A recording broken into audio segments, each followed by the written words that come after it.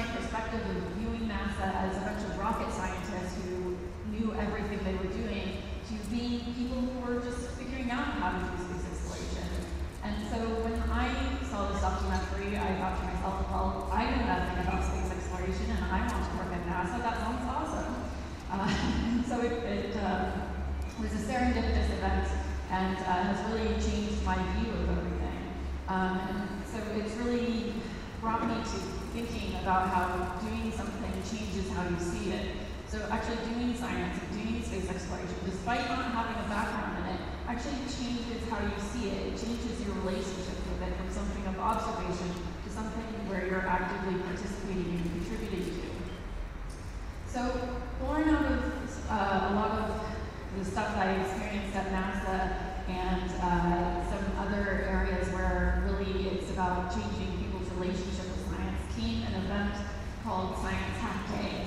And Science Hack Day is a 48-hour event in which scientists, designers, developers, and all different types of people get together in the same physical space to see what they can rapidly prototype with science in 24 consecutive hours.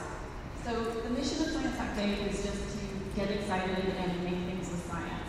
They can be silly things, they can be serious things, it doesn't matter. It's just whatever excites you when you want to play with.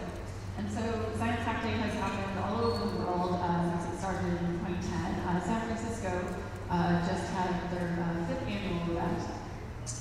This was the 40th event worldwide. So this is a picture from the recent San Francisco Science Hack Day.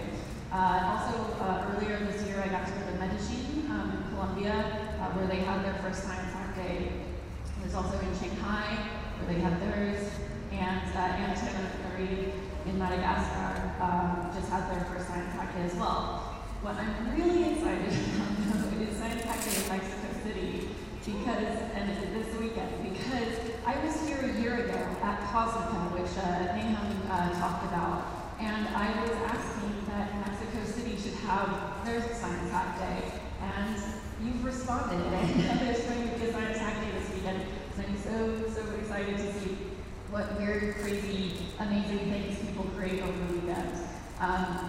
Science Hack Day is really about this concept of exploring the unknown. So sometimes you get this in science fiction, but I feel like you can get this in reality too. So I wanted to share with you all some examples of various hacks that people have created at other events around the world.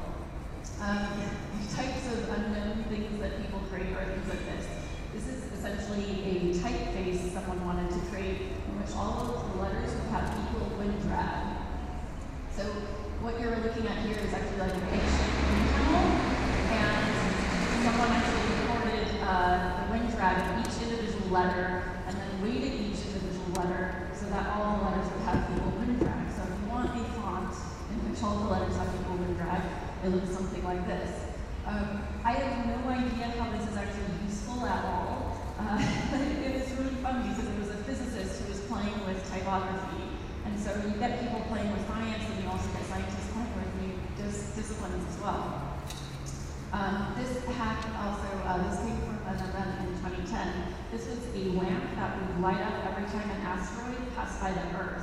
So it was like a near-death lamp you could freak out your friends with. It would light up bright red, and you would know every time an asteroid passes by the Earth, which is actually